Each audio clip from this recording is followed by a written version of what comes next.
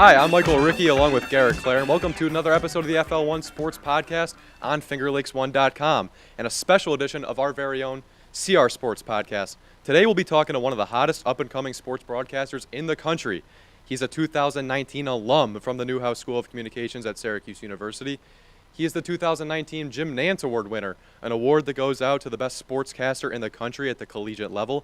And he is a play-by-play broadcaster for ESPN, and he is Drew Carter. But before we get into the interview today, let me tell you about the sponsor of today's episode, GoNet Speed.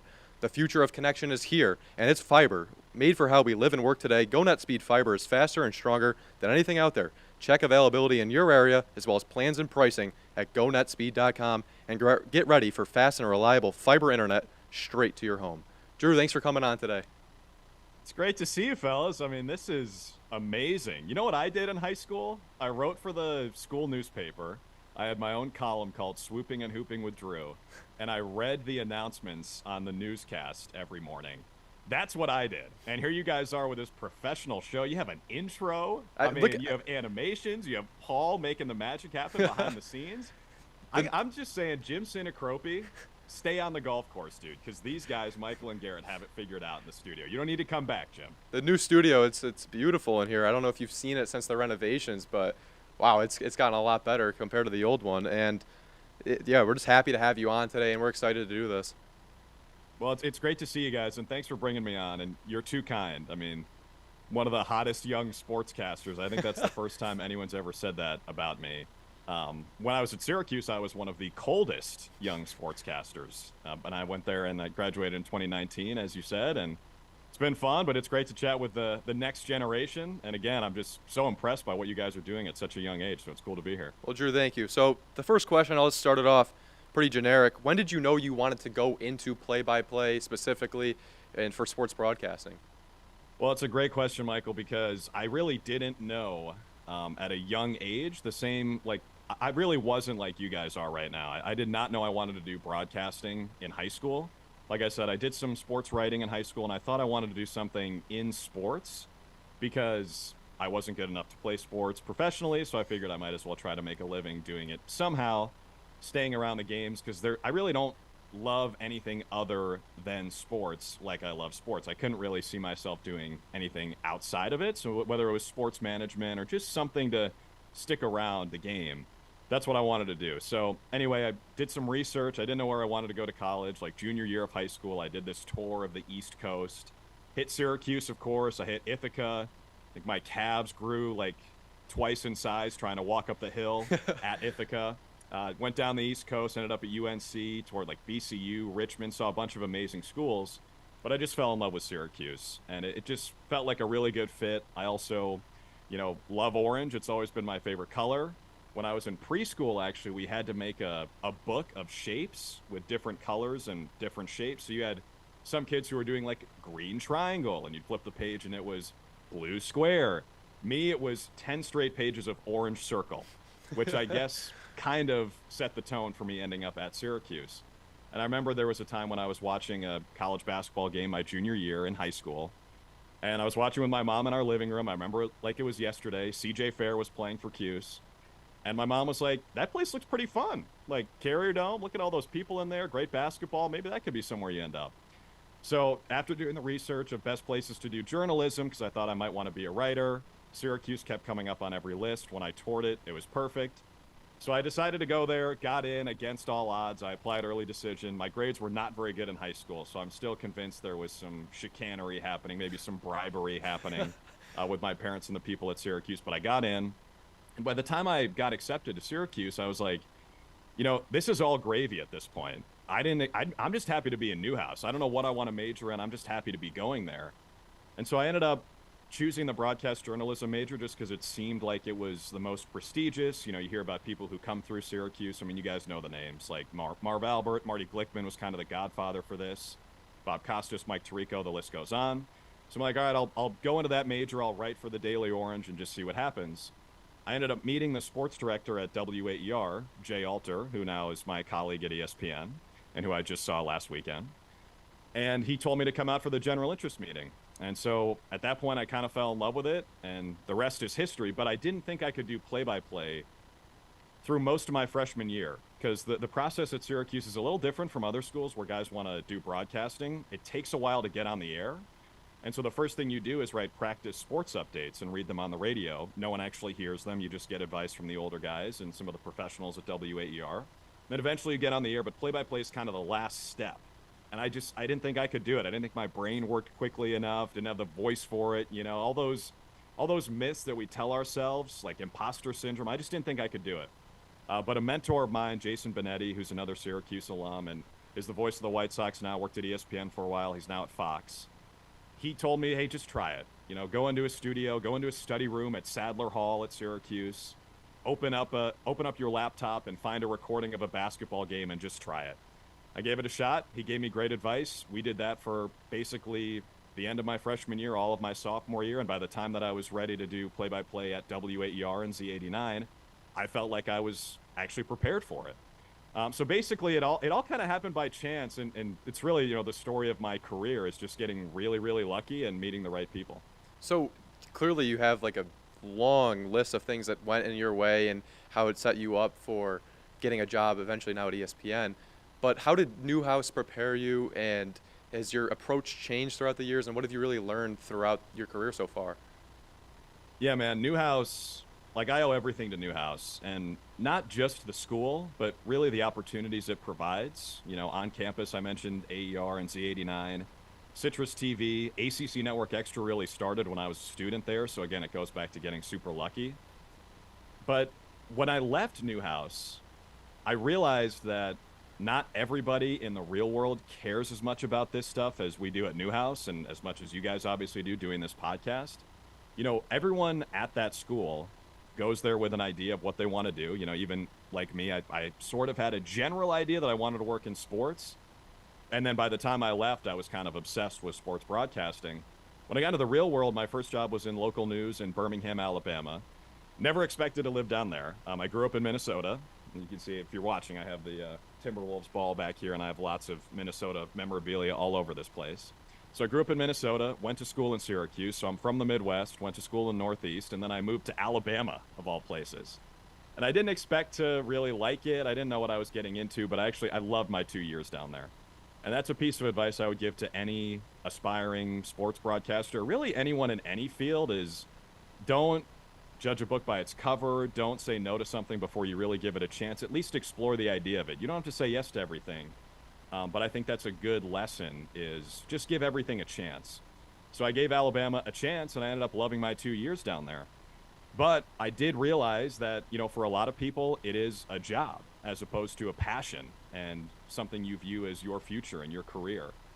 And that took me a little while to adapt to. So I guess that's what changed from Newhouse to the real world. But now at ESPN, you know, it's the same kind of thing, because if you work at ESPN, you have to be maniacal and borderline diabolical about the craft and how much you love talking about sports and sharing your passion for sports with others. So I've kind of rediscovered that same atmosphere that I found at Newhouse, which I love so much.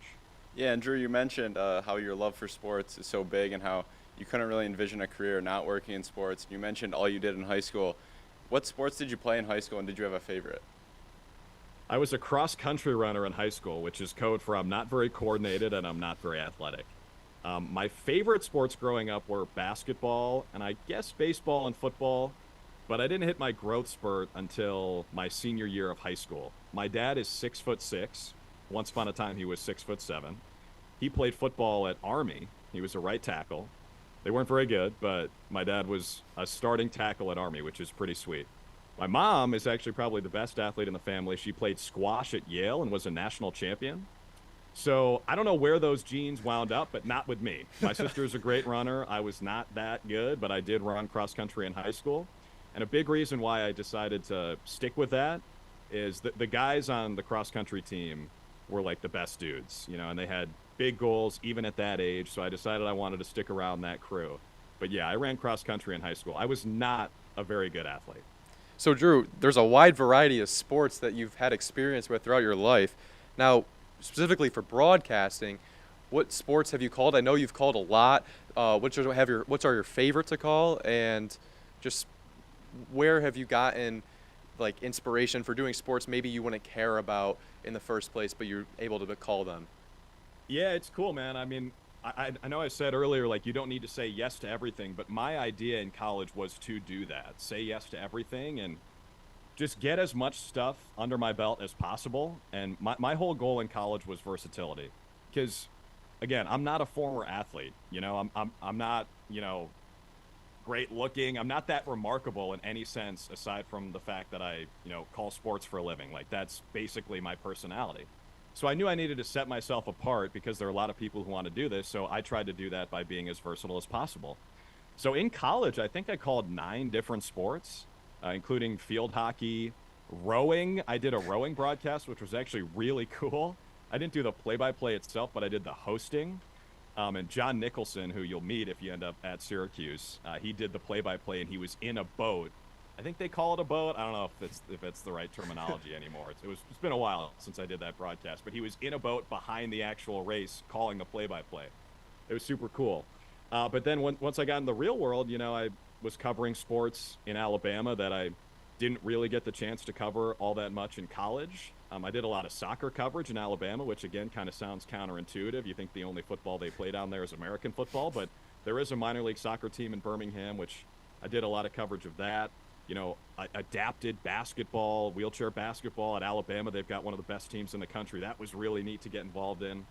And then lacrosse is the one that is now my favorite sport to call. It's my favorite sport to watch.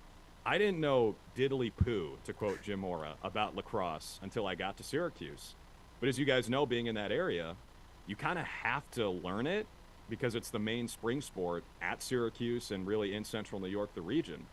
So once I got up there and I was sort of thrown into the fire with lacrosse, I just fell in love with it 100%. I think it combines so many different aspects of other sports.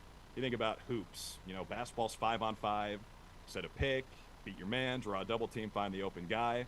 Lacrosse is a lot of that, just 6-on-6 for men and 7-on-7 for women. Hockey, live substitutions. Soccer, obviously, they play on grass on a huge field. Football, it's physical. And then from a broadcasting perspective, I actually think there are elements of doing baseball where there's a lot of dead time where you can tell stories. Lacrosse before the shot clock, which thank God they added it. But even with the shot clock, you have a lot of time where they're kind of spinning the ball around, they're making substitutions, and you can tell stories. You have opportunities to talk about the landscape of the sport as a whole, or maybe tell a story about a player individually. And I just kind of fell in love with the art of broadcasting lacrosse, and I think that's a big reason why I ended up at ESPN, because it's kind of a niche sport still. I think it won't be one day, hopefully, with what the PLL is doing and how much college lacrosse seems like it's exploding. Shout out to Garrett's Notre Dame Fighting Irish, the national champions this year. But lacrosse is really my favorite sport to do at this point, which is funny considering I didn't know anything about it in high school. Yeah, certainly a sport we're familiar with growing up in upstate New York.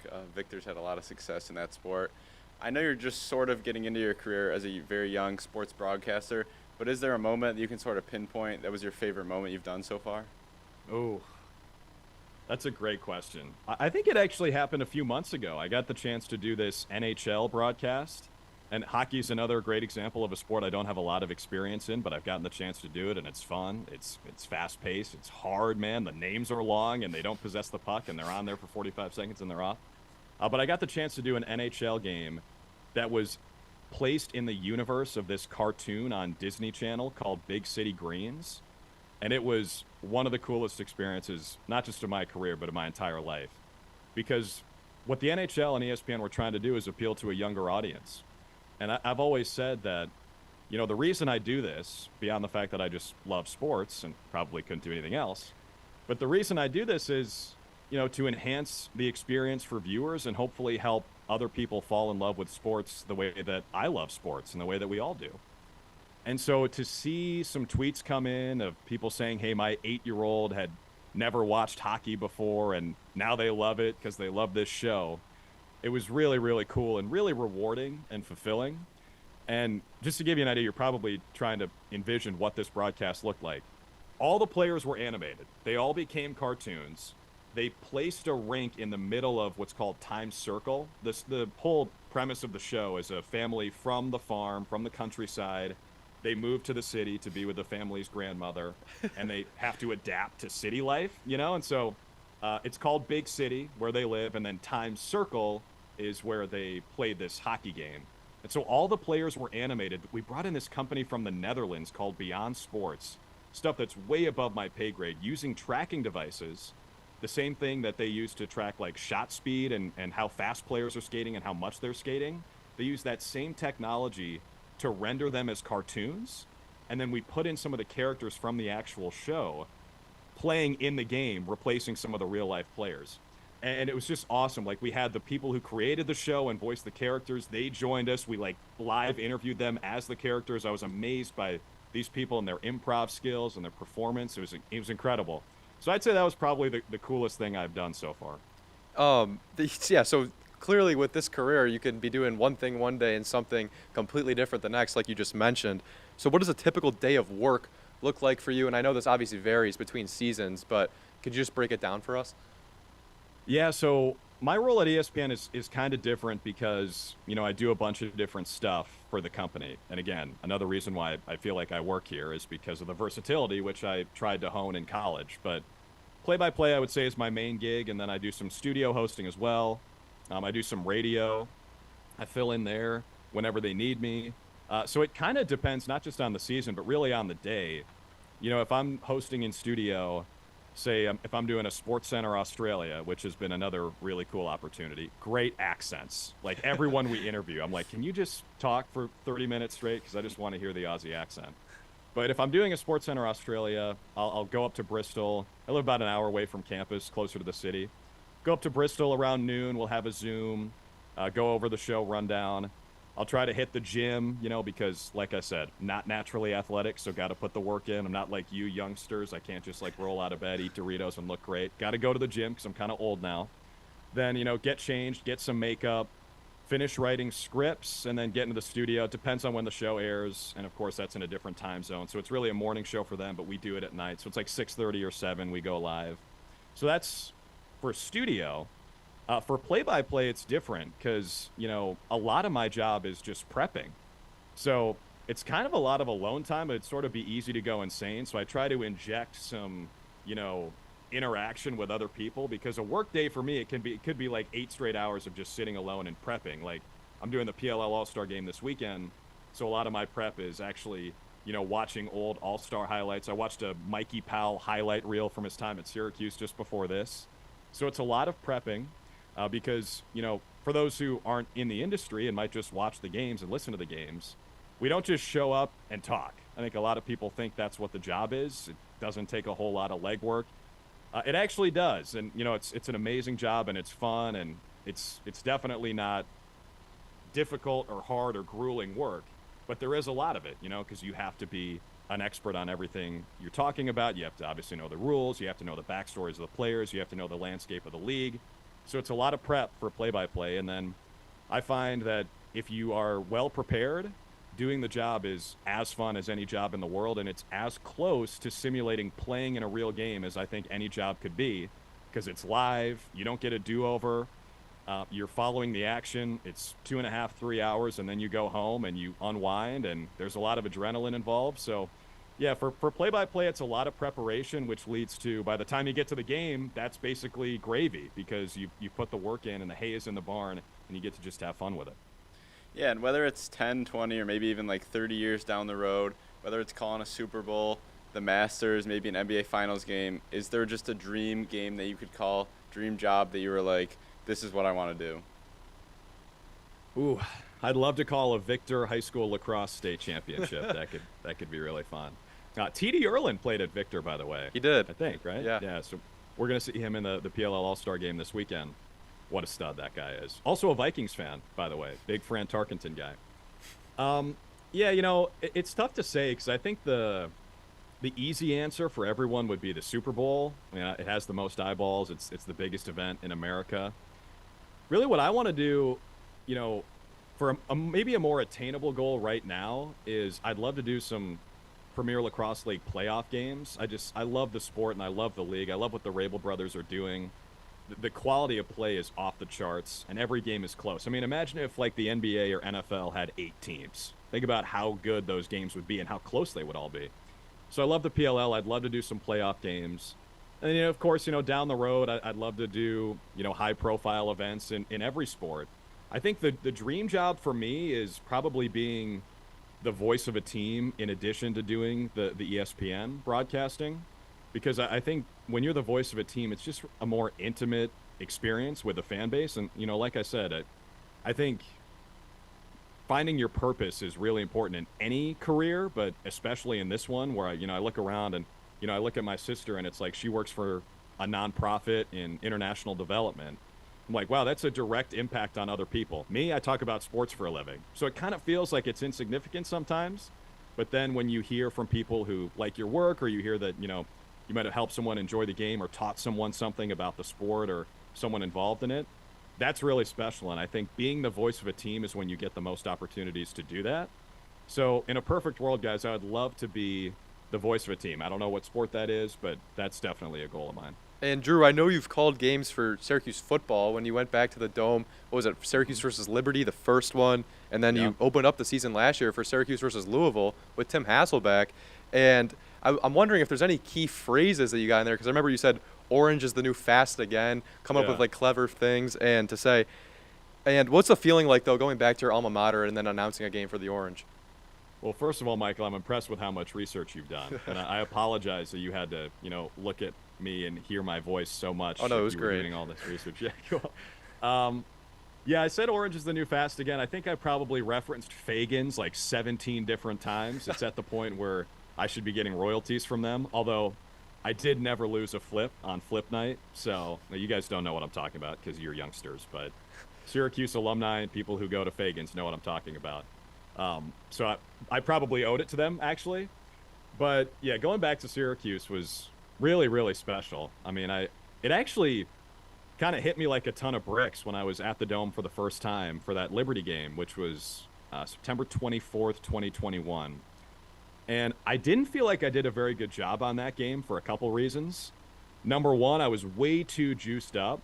Being back there, I probably called it like I was on student radio for the first half until I settled in and realized, like, hey, this is a national broadcast. Even though it's on ACC Network and there's only one ACC team involved here, we have to be fair. And that Liberty team, you might not remember, but that Liberty team was good. Like, Malik Willis was, at that point, we thought he might be the number one pick in the draft. And I think they were ranked the year before. They were undefeated or close to it, and they were really good. So I really... If I'm being honest, I was not playing it straight in the first half, and I had to fix that in the second half. Plus, if you go back and watch that, I'm sure I was just screaming and talking way too fast. I was just way too excited to be back. But, it's not a bad thing, right? I was stoked to be at my alma mater. But I also think I probably got bogged down with taking a trip down memory lane, like going to all my old favorite spots, seeing my old friends and mentors. And I sort of forgot that I was there to do a job, which is why I was really grateful to be able to go back and do the season opener last year, which I think went a lot better. And that was also really cool. And for the record, I think you can make the argument that Syracuse's two biggest wins in the last 2 years have been when I was on the call. So, John Wildhack, if you're listening, I know you got a lot of friends at ESPN, but get me back at Syracuse, man. Get me to the JMA Wireless Dome, because I'd love to do more Cuse football. Yeah, I know you're a huge Cuse football fan, but with the Cuse basketball team hiring Coach Autry after this past season, what are your thoughts on the team's chances this season, not only in the ACC but also at the national level? Well, I'm fired up because and I'm going to say we because I'm an alum, we stole J.J. Starling from Garrett's beloved Notre Dame. So that's exciting. And I think he's going to be great, playing with Judah. Judah is coming back, right? Yes. Okay, so those two guys in the backcourt, I think it has a chance to be maybe the best Syracuse backcourt since I was a student there. I think about Benajay and Cooney, and then the year after when we missed the tournament, but the team was still pretty good, Andrew White and John Gillen. Yeah, that was a big Duke win, too. Yes, a buzzer beater, too. Gillen at home, I remember that like it was yesterday, too. That was a crazy night. So I think the backcourt's going to be really good. I'm not sure what's going to happen at the 5, but I am excited about this new chapter of Syracuse basketball. I think Red's the guy for the job, and as much as it feels like it's going to be status quo, keeping Boeheim's top assistant, I do think some stuff's going to change. Like, he has said that they will probably play some man this year, which is going to be interesting. I've always thought that the great part of the zone is college athletes don't really know what to do against it. But I think that there's so much film available now, and the zone was the standard at Syracuse for so long that it might have started to become a little bit easier to crack. But if you mix it up, I mean, if you play some man, you zone, maybe throw in a full court press, maybe a matchup zone, I mean, just thinking about all those ideas gets me really excited because it actually isn't the status quo. So I'm fired up about this Syracuse basketball season, and I just hope that Syracuse fans, you know, to their credit, it's as passionate a fan base as I've been around. And I spent 2 years in Alabama where, you know, Bama football and Auburn football is religion down there.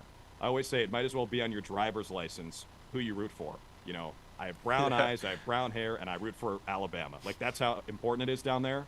And Syracuse is the same exact way with the basketball team. I think with that passion sometimes comes maybe unrealistic expectations or unfair criticism of the program because it's just everybody cares so much. I just hope that everybody gives Brad Autry a chance and, you know, a couple years and patience is a virtue. But with that being said, I do think the team's going to be pretty good this year. At least I hope so. Now, Drew, I got to mention the big accolade of winning the Jim Nance Award. You finished 10th in the placing your junior year, and then you did won. Your research. Yeah. Holy cow! And then Check your the game notes. And then your senior year, you won it. But Noah Eagle, who's a good buddy of yours, who was graduated in 2019 as well from Syracuse, he was the runner-up. So just walk me through that experience, and then obviously picking up the phone and hearing Jim Nance on the other end. What's that feel like? That was pretty awesome, man. And I still can't believe it. You know, you mentioned Noah. I'm still like 10% sure that Noah actually called the STAA people and said, hey, let Drew have this one. You know, Noah's going to be fine. Maybe Ian Eagle called them and said, hey, let's just give Drew the award because Noah's going to do okay. And obviously he's doing amazing things. I just saw him in Vegas about a week ago. We were both out there for Summer League, and it was great to see him. We were roommates in college, and, you know, I think of him as one of my best friends. But winning the Nance Award, dude, like, that was bananas because I really didn't expect to win it. I mean, you mentioned I was 10th the year before. I submitted a reel my freshman and sophomore year and did not even sniff the list. I was like, all right. I mean, I guess I might as well try again. Junior year, finished 10th. That was encouraging. And then my senior year, it was always kind of in the back of my mind, but I tried to really not focus on the reel. And I tell people this all the time if they want to get into this industry, especially at a competitive place like Syracuse, don't think about how you can make yourself look good every time you go on the air. It's easy to fall into that trap. Hey, you know, I have this opportunity. I got to put down something sick for my reel. It's going to help me get a job. It's maybe going to help me win an award. It's easy to fall into that trap, and I still do sometimes. But the more you can think about, hey, how can I positively impact the audience today? How can I teach someone something, maybe make someone smile, make someone think? You know, it's like the Jimmy V speech. You laugh, you think, you cry. That's a heck of a day. We're not trying to make people cry every time we go on the broadcast, but definitely laugh and think and maybe learn something about the game. That's what I tried to focus on all through senior year. And I said, at the end of it, I'll put the reel together and let the chips fall where they may. And so when I saw Noah's name come up at number 2, I was thinking, I mean, I hope I'm number 1. I hope I didn't go from 10 to completely falling out of the ranks. And I remember watching the live show with my parents, and really that was the coolest part of it because they've been extremely supportive this entire time. Like, I grew up in Minnesota. They sent me to Syracuse. They've basically never told me no if I want to, you know, live in Auburn, New York and do minor league baseball for a summer instead of coming home, or move to Cape Cod for a summer and do baseball instead of coming home. They've always been so supportive. So that was probably the coolest part of it because they got to see me win it, and then we all got to go to North Carolina together and go to this banquet, meet some of my heroes. Tony Kornheiser came up to me after this speech I gave, and he was like, that was a great speech. I'm like, dude, I love you. You're Tony Kornheiser. I was so nervous because you're in the audience.